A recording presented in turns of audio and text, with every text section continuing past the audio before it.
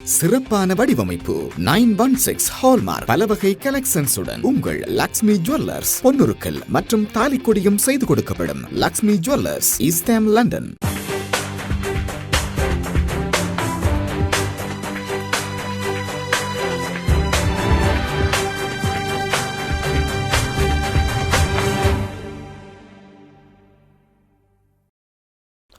IBC Tamil நேயர்கள் அனைவருக்கும் வணக்கம். மற்றொரு உலக நிகழ்வுகளினூடாக உங்களை சந்திப்பதில் பெருமகிழ்ச்சி அடைகின்றோம். உலகில் இடம்பெற்ற பல முக்கியமான விடயங்களில் சிலவற்றை நாங்கள் உங்களுடன் பகிர்ந்து வருகின்றோம்.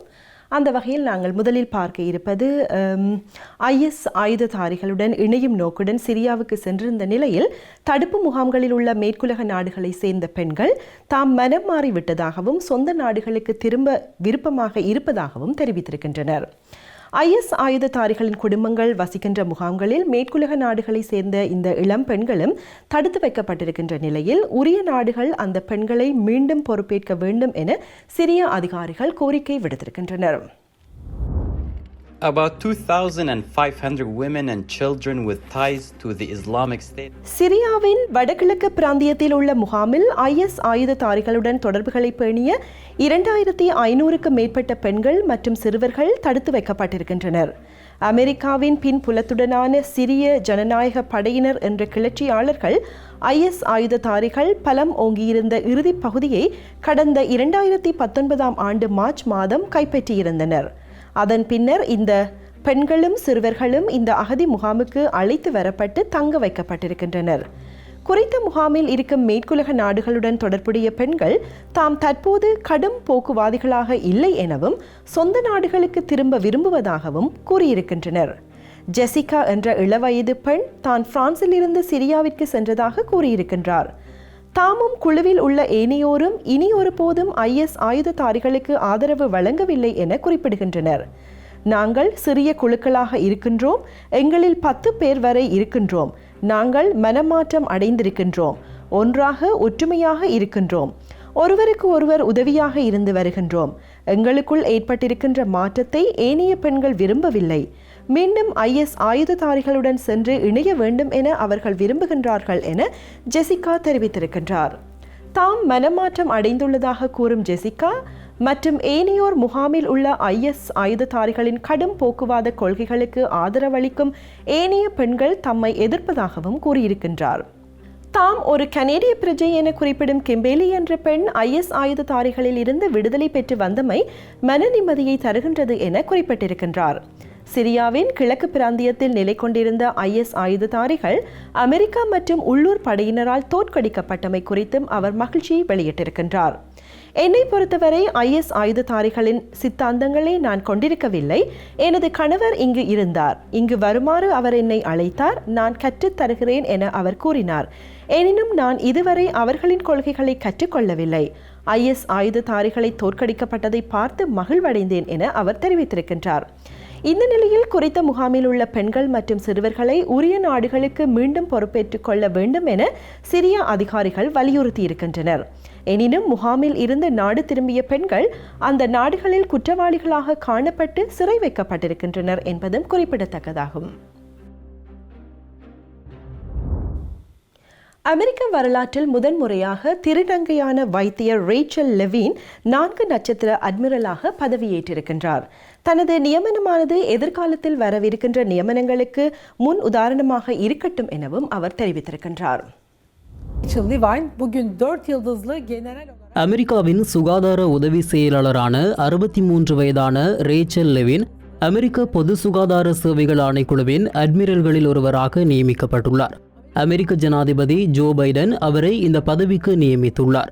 தம்மை திருநங்கையாக வெளிப்படையாக அடையாளப்படுத்திய ஒருவரான ரேச்சல் லெவின் ஏற்கனவே அமெரிக்காவின் உயர் பதவியில் இருந்து வருகின்றார். தாம் அட்மிரலாக பதவியேற்கும் நிகழ்வானது முக்கியமானதும் வரலாற்று பதிவானதுமான விடயம் என அவர் கூறியுள்ளார். இதன் மூலம் பல்வகையானதும் சமத்துவமானதும் அனைத்து தரப்பினரையும் உள்ளடக்கியதுமான எதிர்காலத்தை உருவாக்குவோம் என ரேச்சல் லெவின் குறிப்பிட்டுள்ளார். தமக்கு முன்வந்த அனைத்து திருநங்கைகளுக்கும் மரியாதை செலுத்துவதாகவும் அவர் மேலும் கூறியுள்ளார். தாம் இந்த பதவிக்கு நியமிக்கப்பட்டதன் மூலம் இளையோராக இருக்கும் திருநங்கைகளுக்கும் ஏனைய தனிநபர்களுக்கும் இலக்கை எட்டுவதில் எந்தவொரு மட்டுப்படுத்தல்களும் தடைகளும் இல்லை என்பது நிரூபணமாகியுள்ளதாக அவர் குறிப்பிட்டுள்ளார். ஹவார்ட் பல்கலைக்கழகம் மற்றும் சூலைன் பல்கலைக்கழக மருத்துவ பாடசாலை ஆகியவற்றில் ரேச்சல் லெவின் பட்டங்களை பெற்றிருந்தார். பொது சுகாதார நெருக்கடிகள் மற்றும் இயற்கை பேரழிவுகள் தொடர்பான பதில் நடவடிக்கைகளை மேற்கொள்ளும் 6000க்கும் அதிகமான உத்தியோகத்தர்களை கொண்ட அணியை ரேச்சல் லெவின் வழிநடத்த உள்ளார். ஒரு தேசமாக சமத்துவத்தை நோக்கி நகர்வதற்கான மாபெரும் படியாக ரேச்சல் லெவினின் நியமனம் அமைந்துள்ளதாக அமெரிக்காவின் சுகாதார செயலாளர் சேவியர் பெசேரா குறிப்பிட்டுள்ளார். ரேச்சல் லெவின் பென்சில்வேனியாவின் பொது வைத்தியராகவும் மாநில சுகாதார செயலாளராகவும் பதவி வகித்துள்ளார். குறிப்பாக பரந்துபட்ட அளவில் வலி நிவாரண மாத்திரைகளுக்கு அடிமையாதல் உள்ளிட்ட பிரச்சினைகளை அவர் கையாண்டிருந்தார். அத்துடன் கடந்த மார்ச் மாதம் அமெரிக்காவின் உதவி சுகாதார செயலாளராக ரேச்சல் லெவினை நியமிப்பதற்கு செனட் சபை அங்கீகாரம் வழங்கியிருந்தது. பென்சில்வேனியாவின் சுகாதார செயலாளராக ரேச்சல் லெவின் இருந்த காலப்பகுதியில் சுகாதார நலப்பராமரிப்பை வழங்கும் முதியோர் வதிவிட நிலையங்கள் கொரோனா தொற்று நோயாளர்களையும் ஏற்றுக்கொள்ள வேண்டும் என்ற மாநிலத்தின் கொள்கை காரணமாக பலர் உயிரிழந்ததாக அவர் விமர்சனங்களையும் எதிர்கொண்டுள்ளார். வடகொரியா நீர்மூழ்கி கப்பலில் இருந்து பாலிஸ்டிக் ரக ஏவுகணைகளை செலுத்தி பரீட்சித்தமை தொடர்பில் கண்டனம் வெளியிட்டிருக்கின்ற அமெரிக்கா ஸ்திரத்தன்மையை தோற்றுவிக்கும் வகையில் செயற்படுவதை தவிர்த்து கொள்ள வேண்டும் என வலியுறுத்தியிருக்கின்றது. வடகொரியா இவ்வாறு 2 ஏவுகணைகளை பரீட்சித்திருப்பதாக கூறிய ஜப்பான் இந்த பரிசோதனைகள் மிகவும் கவலை அளிக்கும் செயற்பாடுகள் என்று தெரிவித்திருக்கின்றது.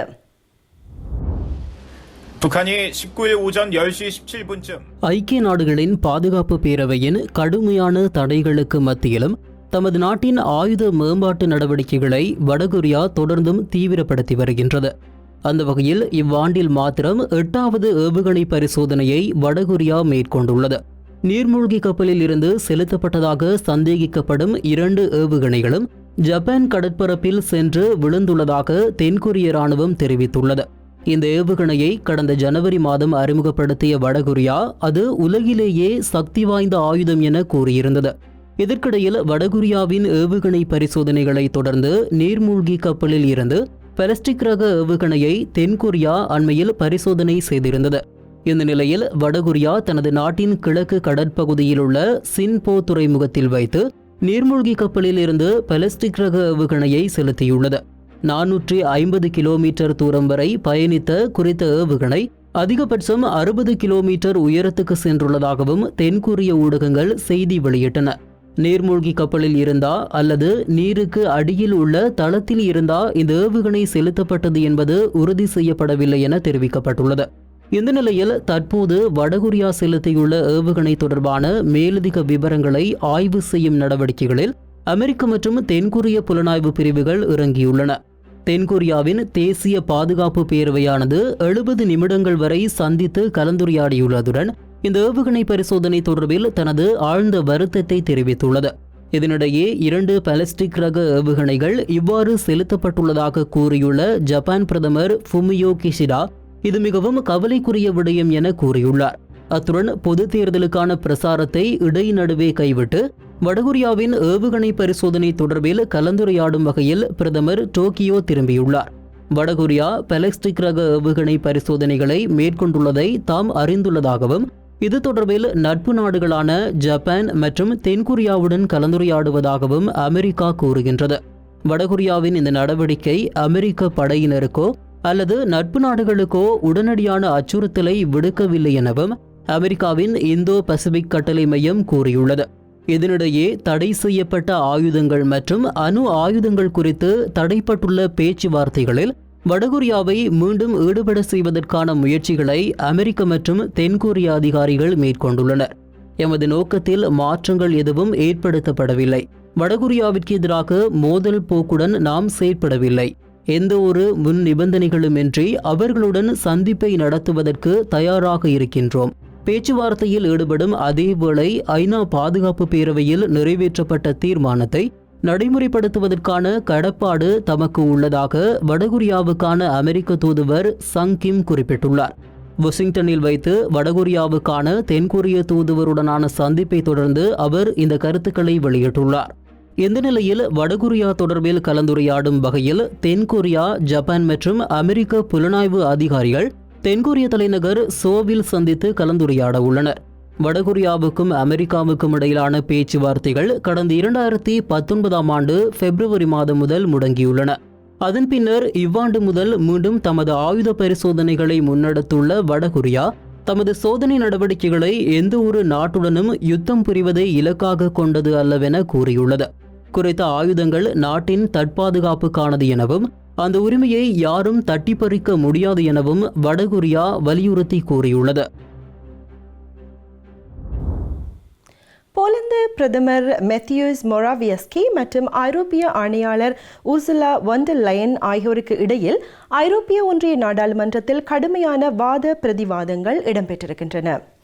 ஐரோப்பிய ஒன்றியம் தமது நாட்டை அச்சுறுத்துவதாக போலந்து பிரதமர் குற்றம் சாட்டியிருக்கின்ற நிலையில் போலந்து நீதிமன்றத்தின் தீர்ப்பானது ஐரோப்பிய சட்ட ஒழுங்கின் ஒற்றுமையை சவாலுக்கு உட்படுத்தியிருப்பதாக ஐரோப்பிய ஆணையாளர் விமர்சித்திருக்கின்றார். போலந்து அரசியலமைப்பு நீதிமன்றத்தினால் ஐரோப்பிய ஒன்றிய சட்டங்களின் மேல் ஆதிக்கத்தை சவாலுக்கு உட்படுத்துகின்ற வகையில் வழங்கப்பட்ட தீர்ப்பை கடுமையாக விமர்சித்திருக்கின்றது. ஐரோப்பிய ஒன்றியத்தின் சில சட்ட ஏற்பாடுகள் தமது நாட்டின் அரசியலமைப்பு சட்டத்தை விட முதன்மையானது அல்லவென போலந்து அரசியலமைப்பு நீதிமன்றம் வழங்கிய தீர்ப்பு ஐரோப்பாவில் பேசு பொருளாக மாறியிருக்கின்றது. இந்த தீர்ப்பை அடுத்து ஐரோப்பிய ஒன்றியத்தில் இருந்து போலந்து பிரிந்து செல்வதற்கான ஆபத்துகள் உருவாகி இருப்பதாக எச்சரிக்கப்பட்டிருக்கின்ற நிலையில் போலந்து அரசியலமைப்பு நீதிமன்றத்தின் தீர்ப்பானது ஐரோப்பிய ஒன்றிய நாடாளுமன்றத்திலும் எதிர் ஒலித்திருக்கின்றது. கடந்த செவ்வாய்க்கிழமை ஐரோப்பிய ஒன்றிய நாடாளுமன்ற உரையாற்றிய ஐரோப்பிய ஆணையாளர் உர்சுலா von der Leyen ஐரோப்பிய ஒன்றியத்தின் நிறைவேற்றுக் குழு இந்த தீர்ப்பை கவனமாக மதிப்பிடுவதாக கூறியிருக்கின்றார். இந்த பிரச்சினை தீர்க்கப்பட வேண்டும் என ஐரோப்பிய ஒன்றிய ஆணையாளர் கூறிய போதிலும் தமது நிலைப்பாட்டில் அவர் உறுதியாக இருந்ததை அவதானிக்க முடிந்தது. போலந்து அரசியலமைப்பின் நீதிமன்றத்தின் இந்த தீர்ப்பு ஐரோப்பிய ஒன்றியத்தின் அடித்தளத்தை கேள்விக்குறியாக்கி இருக்கின்றது எனவும் அது ஐரோப்பிய சட்ட ஒழுங்கின் ஒற்றுமைக்கு நேரடியாக சவால் விடுக்கும் வகையில் அமைந்திருப்பதாகவும் அவர் சுட்டிக்காட்டியிருக்கின்றார். இந்த தீர்ப்புக்கு எதிராக நடவடிக்கை எடுக்கப்படும் என குறிப்பிட்ட அவர் போலந்து நீதிமன்றத்தின் தீர்ப்புக்கு பதில் அளிப்பதற்கு 3 வழிகள் இருப்பதாக சுட்டிக்காட்டினார். நீதிமன்றத்தின் தீர்ப்பை சவாலுக்கு உட்படுத்தி மேன்முறையீடு செய்வது, ஐரோப்பிய ஒன்றிய நிதி உதவியை தடுத்து நிறுத்துவது மற்றும் உறுப்பு நாடு என்ற வகையில் போலந்துக்கான உரிமைகளை நிறுத்துவது என அவர் 3 வழிகளை குறிப்பிட்டிருக்கின்றார். போலந்திற்கு ஒதுக்கப்பட்ட COVID-19 பொருளாதார மீட்சிக்கான $66 பில்லியன் நிதி உதவிக்கு ஐரோப்பிய ஆணைக்குழு இதுவரை அங்கீகாரம் வழங்கவில்லை. இந்த பிரச்சினை தீர்க்கப்படும் வரை அந்த நிதியுதவி போலந்திற்கு கிடைக்காது என சுட்டிக்காட்டப்பட்டிருக்கின்றது. இந்த நிலையில் ஐரோப்பிய ஒன்றிய நாடாளுமன்றத்தில் தமக்கு ஒதுக்கப்பட்ட நேரத்தில் உரையாற்றிய போலந்து பிரதமர் மெத்தியூஸ் மொராவியஸ்கி ஐரோப்பிய ஒன்றிய தலைவர்களால் போலந்து மீது தாக்குதல் நடத்தப்படுவதாக சாடியிருக்கின்றார். நிதி அபராதங்கள் தொடர்பில் பேசுவதை ஏற்றுக்கொள்ள முடியாது எனவும் அச்சுறுத்தும் பாணி ஒரு கொள்கையாக இருக்க முடியாது எனவும் அவர் சுட்டிக்காட்டியிருக்கின்றார். ஐரோப்பிய ஒன்றியம் தமது அதிகாரத்திற்கு மேல் சென்று செயற்படுவதாகவும் போலந்து பிரதமர் மேலும் குற்றம் சாட்டியிருக்கின்றார். ஐரோப்பிய ஒன்றியத்தில் இவ்வாறு இரு தரப்பும் மேற்கொண்ட கடுமையான வாத பிரதிவாதங்கள் ஐரோப்பிய ஒன்றியத்தில் இருந்து போலந்தை விலக்கிக் கொள்வதை உண்மையான நோக்கமாக கொண்ட ஒன்றென கருத்துக்கள் வெளியிடப்பட்டு வருகின்றன. எனினும் ஐரோப்பிய ஒன்றியத்தில் இருந்து தமது நாட்டை விலக்கிக் கொள்ளும் திட்டம் தமது அரசாங்கத்திற்கு இல்லை என போலந்து பிரதமர் மீண்டும் வலியுறுத்தி இருப்பதுடன் ஐரோப்பிய ஒன்றியத்தில் நீடிக்கவே வேண்டுமென்றே அதிகமான போலந்து மக்கள் விரும்புகின்றமை குறிப்பிடத்தக்கது. உலகில் உள்ள ஏனைய நாடுகளுக்கு 1 பில்லியனுக்கும் அதிகமான தடுப்பூசிகள் ஏற்றுமதி செய்யப்பட்டிருப்பதாக ஐரோப்பிய ஒன்றியம் தெரிவித்திருக்கின்றது. இந்த தடுப்பூசி மருந்துகள் உலகில் இருக்கின்ற 150 நாடுகளுக்கு ஏற்றுமதி செய்யப்பட்டிருப்பதாக ஐரோப்பிய ஒன்றியத்தின் ஆணையாளர் உர்சுலா von der Leyen தெரிவித்திருக்கின்றார். உலகில் அதிகளவில் தடுப்பூசி மருந்தை ஏற்றுமதி செய்த நாடுகளில் ஐரோப்பிய ஒன்றியம் முன்னிலையில் இருப்பதாக ஐரோப்பிய ஒன்றிய ஆணையாளர் உர்சுலா von der Leyen கூறியிருக்கின்றார். ஐக்கிய நாடுகளின் கோவாக்ஸ் திட்டத்தின் ஊடாக இந்த தடுப்பூசி மருந்துகள் வழங்கப்படும் எனவும் அவர் குறிப்பிட்டிருக்கின்றார். ஏற்கனவே மத்திய மற்றும் குறைந்த வருமானம் பெறும் நாடுகளுக்கு கோவாக்ஸ் திட்டத்தின் ஊடாக 87 மில்லியன் தடுப்பூசி மருந்தை வழங்கியுள்ளதாகவும் ஐரோப்பிய ஆணையாளர் தெரிவித்திருக்கின்றார். தடுப்பூசி மருந்தை நியாயமான முறையில் ஏனைய உலக நாடுகளுடன் ஐரோப்பிய ஒன்றியம் பகிர்ந்துள்ளதாகவும் அவர் குறிப்பிட்டிருக்கின்றார். அத்துடன் கொரோனா தொற்றினால் பீடிக்கப்பட்ட குறைந்த மற்றும் மத்திய வருமானம் பெறும் நாடுகளுக்கு 50 லட்சம் தடுப்பூசி மருந்தை நன்கொடையாக ஐரோப்பிய ஒன்றியம் வழங்கும் எனவும் அவர் மேலும் தெரிவித்திருக்கின்றார். ஜப்பான் தொடக்கம் துருக்கி வரைக்கும், பிரித்தானியா தொடக்கம் நியூசிலாந்து வரைக்கும், தென்னாப்பிரிக்கா தொடக்கம் பிரேசில் வரைக்கும் என 150 நாடுகளுக்கு ஐரோப்பிய ஒன்றியம் தடுப்பூசி மருந்தை ஏற்றுமதி செய்துள்ளதாக அவர் குறிப்பிட்டிருக்கின்றார். இந்த வகையில் உலக நாடுகளில் அதிகளவு தடுப்பூசி மருந்தை ஐரோப்பிய ஒன்றியமே ஏற்றுமதி செய்துள்ளதாகவும் அவர் பெருமிதம் வெளியிட்டிருக்கின்றார். ஐரோப்பிய ஒன்றிய நாடுகளின் பிரஜைகளுக்கு வழங்கப்பட்ட அதே அளவான தடுப்பூசி மருந்தை ஏனைய உலக நாடுகளுக்கு ஏற்றுமதி செய்திருப்பதாகவும் அவர் குறிப்பிட்டிருக்கின்றார். ஏனைய நாடுகளும் தமது முயற்சிகளை அதிகரிக்க வேண்டும் என வலியுறுத்திய அவர் அதனூடாகவே கொரோனா தொற்று நோயை முடிவுக்கு கொண்டு வர முடியும் என குறிப்பிட்டிருக்கின்றார். அடுத்த வாரம் நடைபெற இருக்கின்ற G20 நாடுகளின் மாநாட்டிலும் அவர் இந்த விடயத்தை வலியுறுத்துவார் என தெரிவிக்கப்பட்டிருக்கின்றது. ஐரோப்பிய ஒன்றியத்தில் தகுதியுள்ள 75% 2 கட்ட தடுப்பூசி மருந்தையும் பெற்றுக்கொண்டிருக்கின்ற அதேவேளை பல உறுப்பு நாடுகள் 3ஆம் கட்ட தடுப்பூசி மருந்தையும் வழங்க ஆரம்பித்திருக்கின்றன. எனினும் குறைந்த மற்றும் மத்திய வருமானம் பெறும் நாடுகளில் தகுதியுள்ள மொத்த சனத்தொகையில் 10% தடுப்பூசி மருந்தை வழங்குவதற்கே பாரிய நெருக்கடியை எதிர்நோக்கி இருக்கின்றது. இந்த நிலையில் தடுப்பூசி மருந்து தொடர்பான சமத்துவம் இன்மையை சமாளிக்க ஐரோப்பிய ஒன்றியம் நன்கொடையாக வழங்கும் தடுப்பூசி மருந்தின் எண்ணிக்கையை அதிகரிப்பதற்கு எதிர்பார்த்திருப்பதாக அவர் மேலும் தெரிவித்திருக்கின்றார். எனினும் தமது உறுப்பு நாடுகளுக்கு செலுத்தப்படும் தடுப்பூசி மருந்துக்கு நிகராக உலக நாடுகளுக்கு தடுப்பூசி மருந்தை வழங்குவதாக வெற்று வாக்குறுதிகளையே வழங்கியிருப்பதாக எல்லைகளற்ற மருத்துவர்கள் என்ற தன்னார்வ தொண்டு நிறுவனம் கடந்த மாதம் விமர்சனம் முன்வைத்திருக்கின்றது. அத்துடன் தடுப்பூசி மருந்தை ஏனைய நாடுகள் சுயமாகவே தயாரிப்பதற்கு ஐரோப்பிய ஒன்றியம் தடையாக இருப்பதாகவும் வாக்குறுதி அளித்தவாறு உரிய நேரத்தில் தடுப்பூசி மருந்தை ஐரோப்பிய ஒன்றியம் வழங்கவில்லை எனவும் அந்த அமைப்பு குறிப்பிட்டிருக்கின்றது. இதனிடையே ஐரோப்பிய ஒன்றிய உறுப்பு நாடுகளுக்கு இடையே தடுப்பூசி மருந்து ஏற்றுவதில் பாரிய வேறுபாடுகள் காணப்படுவதாகவும் பல்கேரியாவில் தகுதியுள்ளவர்களில் 20% பெல்ஜியத்தில் 74% தடுப்பூசி மருந்தை பெற்றுள்ளனர் என்பது குறிப்பிடத்தக்கதாகும். அமெரிக்காவின் முதலாவது கருப்பின செயலாளர் நாயகமும் உயர்மட்ட இராணுவ அதிகாரியும் ஆன கொலின் பவல் தனது 84வது வயதில் கொரோனா தொற்று காரணமாக மரணித்திருக்கின்றார். அவரின் மறைவுக்கு அமெரிக்காவின் குடியரசு மற்றும் ஜனநாயக கட்சியை சார்ந்த பல்வேறு அரசியல் தரப்பினரும் ஏனையோரும் தமது ஆழ்ந்த இரங்கல்களை தெரிவித்திருக்கின்றனர்.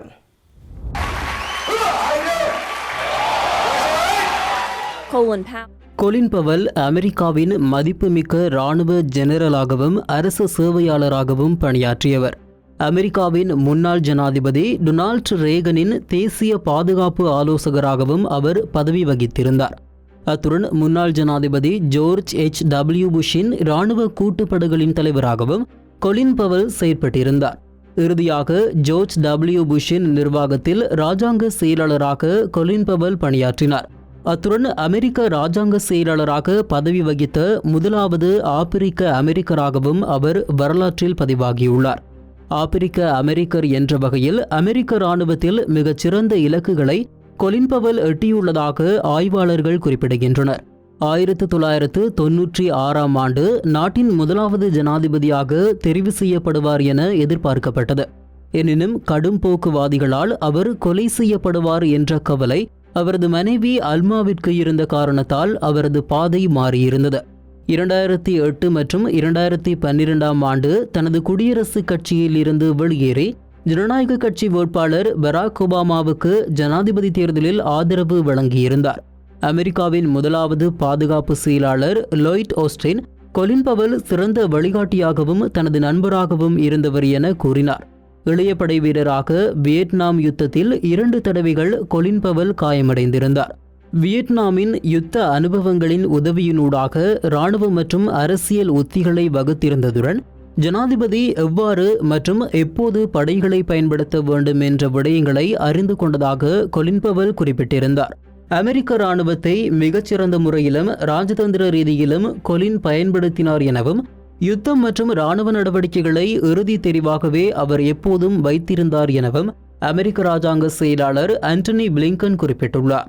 1991ஆம் ஆண்டு ஜனாதிபதி ஜோர்ஜ் H.W. புஷ்ஷின் காலப்பகுதியில் அமெரிக்க தலைமையிலான படையினர் குவைத்தில் இருந்து ஈராக்கிய படைகளை வெளியேற்றிய போது மிகுந்த பாராட்டை கொலின் பவல் பெற்றிருந்தார். அப்போது கொலின் பவல் இராணுவ கூட்டுப்படைகளின் தலைவராக செயற்பட்டிருந்தார். இருப்பினும் ஈராக் போருக்கு ஆதரவு திரட்டுவதில் முக்கிய பங்காற்றியவரான அவர் தவறான புலனாய்வு தகவல்களின் அடிப்படையில் தாம் போருக்கு ஆதரவளிக்கும் தீர்மானத்தை மேற்கொண்டதாக ஐநா பாதுகாப்பு பேரவையில் ஏற்றுக்கொண்டிருந்தார். இது அவரின் அரசியல் மற்றும் இராணுவ தொழில்துறை வாழ்க்கையில் ஒரு கரைபடிந்த விடயமாக தற்போதும் பலராலும் பார்க்கப்படுகின்றது. ஈராக் போரானது வேதனையானது எனவும் தற்போதும் அதே வேதனை உள்ளதாகவும் 2005ஆம் ஆண்டு ABC செய்தி சேவைக்கு வழங்கிய நேர்காணலில் கொலின் பவல் குறிப்பிட்டிருந்தார். மியான்மரில் ராணுவ ஆட்சி கவிழ்ப்பிற்கு எதிராக போராடிய 5000க்கும் அதிகமானவர்கள் விடுதலை செய்யப்பட்டிருக்கின்ற நிலையில் அந்த நாட்டின் ராணுவ ஆட்சியாளர்களுக்கு எதிராக சர்வதேச சமூகம் தொடர்ந்தும் அழுத்தங்களை பிரயோகிக்க வேண்டும் என வலியுறுத்தப்பட்டிருக்கின்றது. ஆசியான் அமைப்பின் வருடாந்த மாநாட்டில் இருந்து மியான்மரின் ராணுவ ஆட்சி தலைவர் மின் ஆங் லைங் ஓரங்கட்டப்பட்டிருக்கின்ற நிலையில் இந்த விடுதலை நடவடிக்கையை அந்த நாட்டு ஆட்சியாளர்கள் மேற்கொண்டிருக்கின்றனர். ஏற்கனவே இணக்கம் காணப்பட்ட 5 அம்ச விடயங்களை நிறைவேற்றுவதற்கு மியான்மரின் ராணுவ ஆட்சியாளர்கள் போதுமான நடவடிக்கைகளை மேற்கொள்ளவில்லை என குற்றம் சாட்டப்பட்டிருக்கின்ற ஆசியான் அழைப்பு மியான்மரின் ராணுவ ஆட்சியாளரை மாநாட்டிற்கு அழைக்காமல் புறக்கணித்திருக்கின்றது.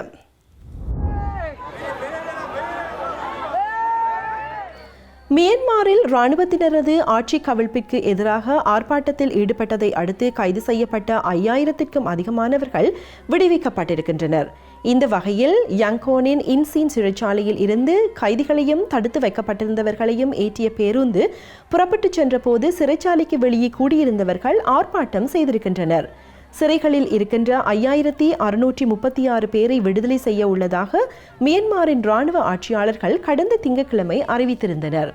நான் விடுவிக்கப்பட போகின்றேன் என்பதனை நான் அறிந்திருக்கவில்லை. இறுதியில் சிறைச்சாலை அதிகாரி வருகை தந்து வரிசையில் நிற்குமாறு கூறிய போதே அதனை உறுதிப்படுத்த முடிந்தது என விடுதலை செய்யப்பட்ட பெண் போராட்டக்காரர் ஒருவர் தெரிவித்திருக்கின்றார்.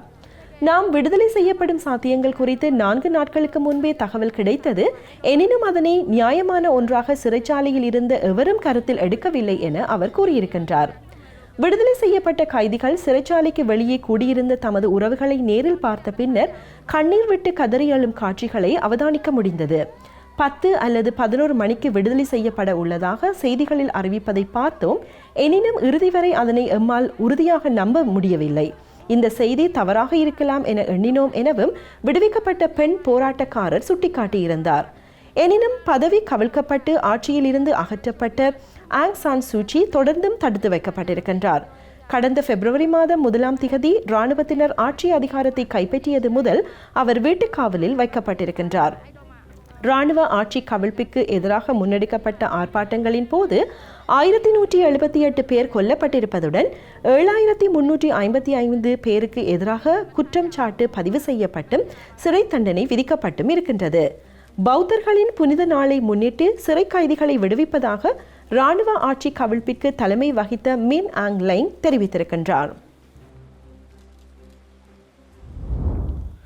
உலகம் முழுவதும் உணவுகளது விலை சாரமாரையாக ஏறியிருப்பதும் பாதுகாப்பு அசாதாரணமான முறையில் பயங்கரமான நிலையை எட்டியிருக்கின்ற பின்னணியிலும் இந்த முறை உலக உணவு தினம் கொண்டாடப்பட்டிருக்கின்றது. உலகளாவிய ரீதியில் 41 மில்லியன் மக்கள் பஞ்சத்தின் விளிம்பில் இருப்பதாக ஐக்கிய நாடுகள் சபை கூறியிருக்கின்ற நிலையில் கடந்த 2 ஆண்டுகளில் உணவு பாதுகாப்பின்மையை எதிர்நோக்கி இருக்கின்ற மக்களினது எண்ணிக்கை 50% அதிகரித்திருப்பதாக கூறப்பட்டிருக்கின்றது.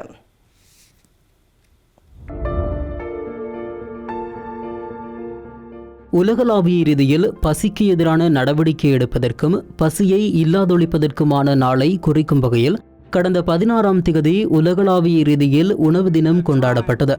ஐக்கிய நாடுகள் சபையின் மதிப்பீட்டின் பிரகாரம் கடந்த ஆண்டு உலகளாவிய ரீதியில் 2.3 மில்லியன் மக்கள் போதுமான உணவை பெற முடியாமல் உள்ளதாக தெரிவிக்கப்பட்டுள்ளது.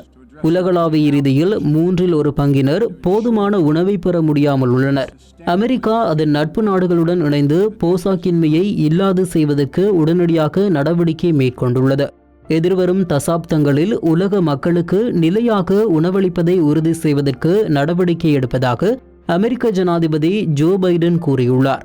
பசி நிலைமையை முடிவுக்கு கொண்டு வருவதற்கு $10 பில்லியன் நிதியை வழங்குவதாக அமெரிக்க ஜனாதிபதி ஜோ பைடன் உறுதியளித்துள்ளார். அத்துடன் அமெரிக்காவிலும் வெளிநாடுகளிலும் உணவு சார்ந்த கட்டமைப்புகளில் முதலீடுகளை மேற்கொள்வதாகவும் அவர் கூறியுள்ளார். பல்லாண்டு முதலீட்டு திட்டம் ஊடாகவும் புதிய கண்டுபிடிப்புகளூடாகவும் உணவு கட்டமைப்பு மேம்படுத்தப்படும் என்பதுடன் உணவு அணுகலுக்கான உட்கட்டமைப்புகள் மற்றும் சமமான சந்தை அணுகல் மேம்படும் எனவும் சுட்டிக்காட்டப்பட்டுள்ளது. அத்துடன் இந்த நிதியானது பெண்கள் மற்றும் சிறுவர்களின் தேவைகளுக்கும் போஷாக்கை மேம்படுத்துவதற்கும் உணவு வீணாவதை குறைப்பதற்கும் காலநிலை மாற்றத்தை தடுப்பதற்கும் முன்னுரிமை அளிக்கும் திட்டங்களுக்கு பயன்படுத்தப்படும் என தெரிவிக்கப்பட்டுள்ளது. உலகில் உள்ள 40 விதமான விவசாய தொழிலாளர்கள் குறிப்பிடத்தக்க அளவான பாரபட்சத்தை எதிர்கொள்கின்றார்கள் என அமெரிக்க ராஜாங்க செயலாளர் ஆண்டனி பிளிங்கன் குறிப்பிட்டுள்ளார். நியாயமான சம்பளம், கடனை பெறுவது, பங்களித்தல் மற்றும் தீர்மானம் மேற்கொள்ளல் உள்ளிட்ட விடயங்களில் அவர்கள் பாரபட்சத்துடன் நடத்தப்படுவதாக அவர் தெரிவித்துள்ளார். உலகளாவிய ரீதியில் மிக பாரிய அளவான மனிதாபிமான உதவி வழங்கும் நாடாக அமெரிக்கா தொடர்ந்தும் இருக்கும் எனவும் தேவைகள் காணப்படும் மில்லியன் கணக்கான மக்களின் உயிர்களை காக்கும் உதவிகளை வழங்குவது மிகவும் முக்கியமானது எனவும் அமெரிக்க ஜனாதிபதி ஜோ பைடன் கூறியுள்ளார். இத்துடன் உலக நிகழ்வுகள் நிறைவுக்கு வந்திருக்கின்றோம். மீண்டும் மற்றொரு உலக நிகழ்வுகளின் ஊடாக உங்களை சந்திப்போம். நன்றி, வணக்கம்.